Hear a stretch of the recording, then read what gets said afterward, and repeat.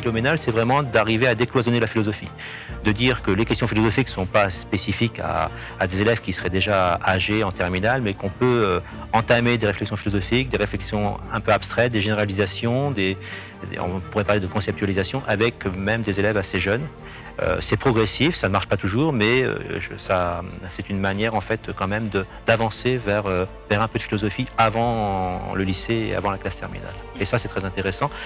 Et après il y a bien sûr d'autres enjeux, puisqu'on a des enjeux de citoyenneté qui sont très importants, puisque c'est apprendre à prendre la parole, à défendre une parole, à prendre confiance dans ce qu'on pense, à essayer de se confronter à d'autres opinions. Il y a là des enjeux effectivement importants dans le cadre d'un débat, dans le cadre des échanges d'idées entre personnes. Donc les philoménales, c'est à la fois le fait qu'on soit une cité scolaire qui va de la maternelle jusqu'au terminal, mais aussi qui se pose des questions de la maternelle à la terminale sur les enjeux de philosophie.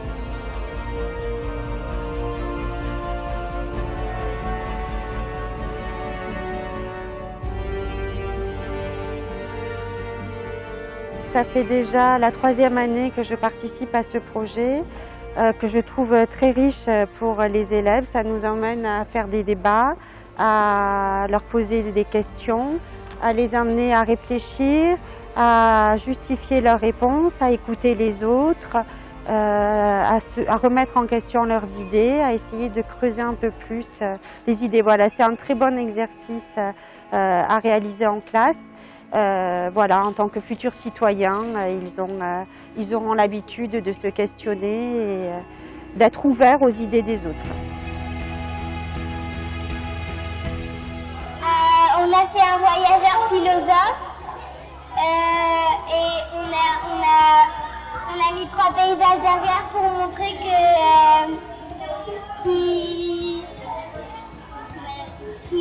qu'il voyageait partout dans le monde.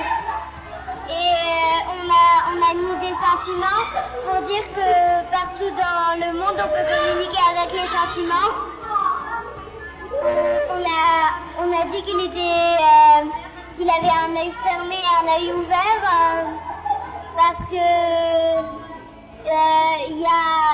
que dans le film Azur et Asmar, Azur il avait les yeux fermés parce qu'il se sentait rejeté.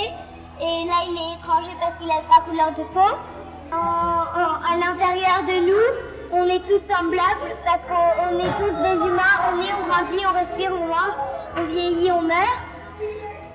On a tous les mêmes os, on peut avoir les mêmes peurs, on peut avoir les mêmes rêves. On est dans le même monde.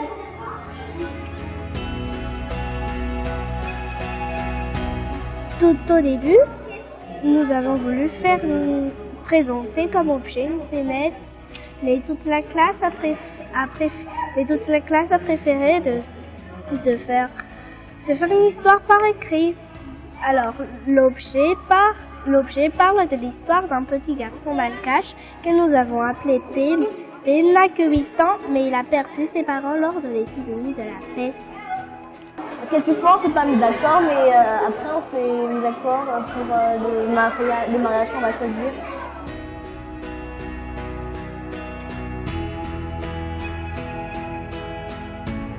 Il y en a à notre école et il y en a différents.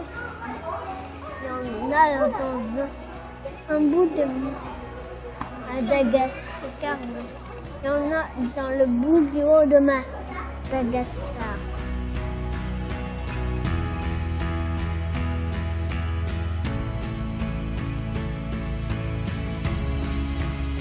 C'est que non seulement ils disent ce qu'ils pensent, mais il faut qu'ils pensent ce qu'ils disent.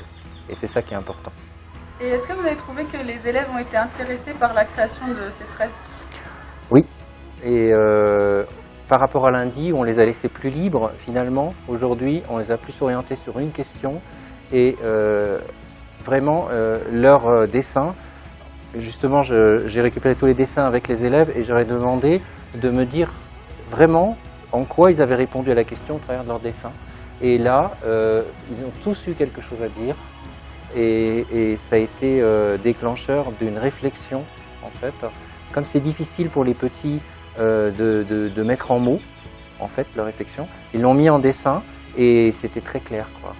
C'était très clair que oui, non, on voyait bien déjà des arguments, un point de vue et puis quelques arguments derrière. Et donc on trouvait que c'était quelque chose un médiateur, quoi, en fait, qui leur permettait de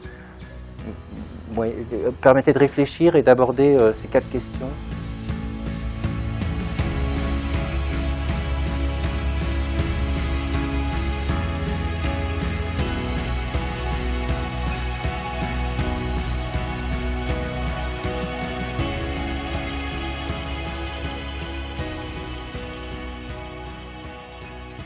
Alors, la philosophie, c'est surtout la question philosophique qui va apporter aux élèves. Se poser des questions philosophiques, c'est très important dès le plus jeune âge.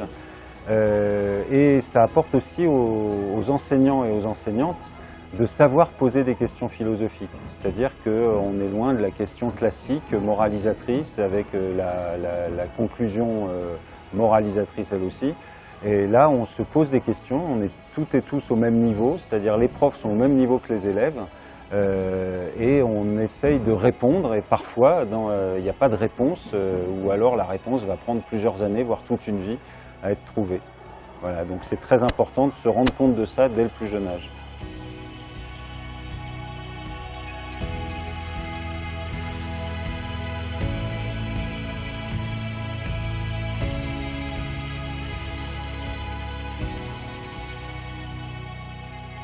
Moi j'ai trouvé ça voilà, très intéressant parce que d'abord ce sont des œuvres d'élèves, donc ça me fait toujours plaisir de voir qu'on puisse mettre surtout en évidence la formidable capacité de créativité des élèves. Ça c'est toujours émouvant pour moi. En plus là c'est parce qu'il y a une entrée philosophique. Et puis ce que j'ai trouvé aussi très intéressant, c'est leur capacité à me présenter leur objet philosophique, parce que ça aussi c'est important et ça fait aussi preuve de leur...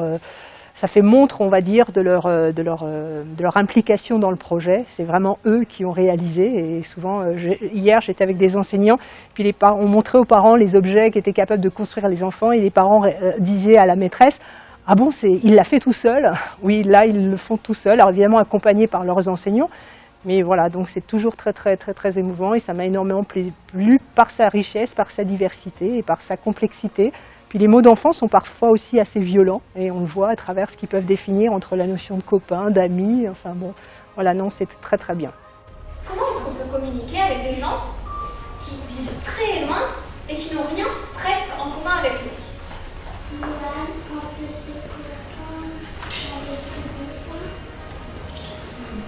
Qu'est-ce qui fait que vous n'allez pas aller voir les autres et que vous n'allez pas essayer de communiquer avec les autres? Pourquoi?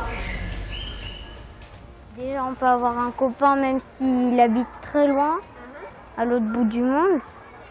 Ou par exemple, la langue des signes et la danse, c'est la même chose. Ça, c'est fait pour communiquer. Normalement, les débats, je les fais avec ceux de ma classe, mais c'était bien de partager avec d'autres personnes.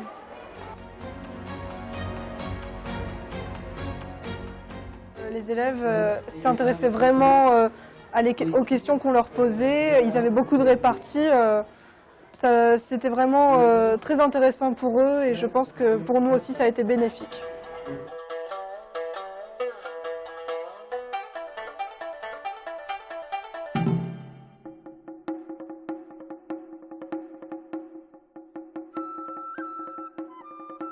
Pour ce spectacle-là, c'était le thème de l'eau. Et l'eau, c'est un peu un ailleurs parce qu'on n'a pas l'habitude d'être dans l'eau, on est plus sur terre. En fait, c'est un village vase qu'on a voulu un peu synthétiser, on va dire, dans ce spectacle, avec les plongeurs, le bateau et les maisons sur pilotis.